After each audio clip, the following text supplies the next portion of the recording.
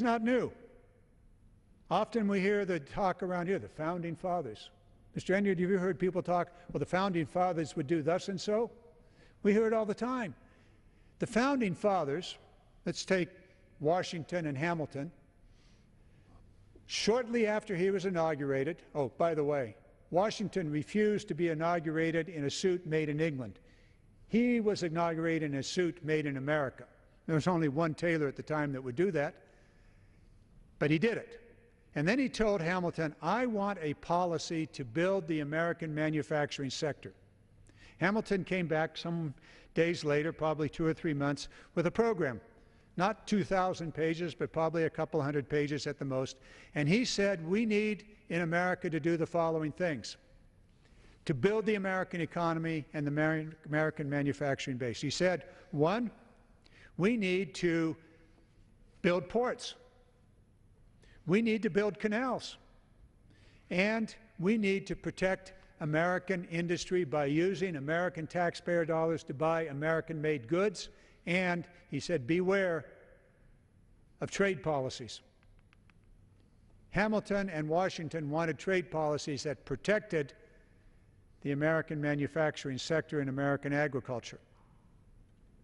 Interestingly, in the next few days, or the next few weeks, we're going to have the question of trade policy before us here in the House of Representatives, and it's likely to be the Trans-Pacific Trade Program.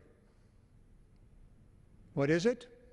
Well, they want to fast-track it where not one person on this floor will be able to say, wait a minute, we ought to change this or we ought to change that. So we ought to be paying attention to the founders who said, watch trade policy, protect American jobs. So as we go through all of this, in my district, we're going to have the money. American taxpayer money, plus a lot of local taxpayer money to protect the citizens in my district and the ports.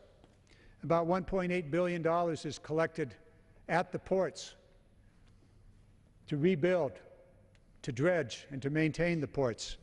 About half that money is siphoned off for other projects. Beware of austerity budgets. No more sequestration.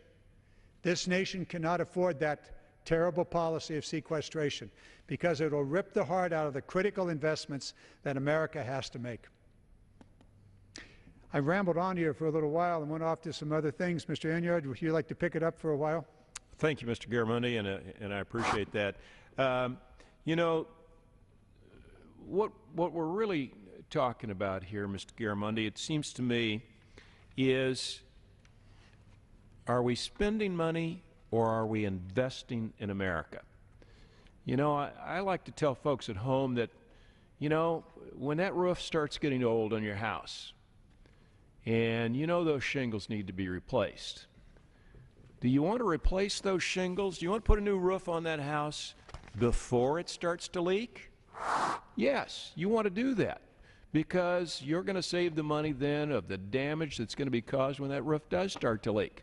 And we're really talking about the same thing here. We're talking about investing in America. We're talking about investing in our house, investing in our home, protecting that infrastructure, protecting that roof before it does begin to leak. And you know, it's interesting, you were talking about how money gets siphoned off, and this bill does change that. This bill would increase, you know, we have a special fund that's supposed to go to the maintenance of harbors and of ports. And this bill would increase the investments in improving our nation's ports by increasing the percentage of the money that's collected each year through the Harbor Maintenance Trust Fund. As you pointed out, it's unfortunate, but half of the money that is collected to maintain harbors gets siphoned off and spent on other things. Now, I believe, and you believe, we believe, and the folks who voted for this bill believe that we should spend that money for the purpose for which it's collected, and that's to maintain and improve our harbors and our ports. Now, you know, some of the Democrats on the committee have said that the bill is a compromise. Some of the folks don't like some of the lessening of environmental reviews. But, you know, we voted for it. We pushed it forward, even though it was a compromise. And sometimes in this business, you have to give a little to get a little. And, you know, it's like I talk about at home. When you go buy that new pickup truck, the dealer wants one price and you want to pay another price. You got to meet somewhere in the middle to get there. Well, compromise is not a dirty word in my lexicon. Compromise is absolutely necessary. There are things in the bill that I would have written differently. In the conference committee, there are going to be differences between the House and the Senate and how we do some of this. You've mentioned some of the issues, the environmental issues, or some of them are controversial. But there's a major part of this bill to speed these projects forward and to hold the Corps of Engineers responsible for getting things done. Part of it is they got 3 years to do the initial study, and they've got $3 million to get that study done. And their feet are going to be held to that commitment to get these projects moving forward. So there's a lot of reform in here in the bureaucracy of the way this system has worked. There's also a lot of reform in this on allowing the local partnerships. All of these programs are partnerships. They are partners with the local governments, ports, as you described earlier, local levy districts and the like. Those partnerships, under present law, have a very difficult time to start a program early to get it going without the Corps' permission. And so what we have, we call it crediting, and that allows these local governments, local ports, to begin a project. Eventually, there's a whole new process in here for selecting which projects will be done. Oh, by the way, we're not going to do earmarks. There are no earmarks in this legislation. No earmarks are allowed in the future. But there's a process to prioritize projects across the nation. And ultimately, Congress is taking back some of its power to set the priorities for the nation. But that crediting that allows the local governments to get started, we're going to want to move that a little bit forward. Because in my district, because of the austerity budgets and the sequestration, many necessary projects are not allowed to move forward. But a little tweaking of this language, which I'll be working to get done, will allow some of these projects to go forward, and the local share would then be counted if and when the federal government, the Corps of Engineers, actually decides to make that a national project.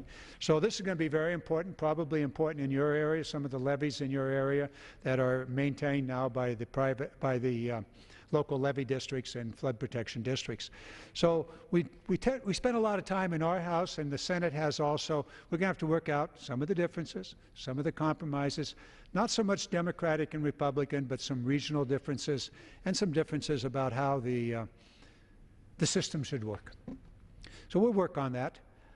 We've got about another 5-7 minutes, so if you'd like to wrap, and then I'll wrap, and then I'm going to do something that's not too common here. I'm going to take this ball of some of this international trade, and I'm going to toss it to my Republican colleague, and we'll let him bat it around for a while. Wonderful. Well,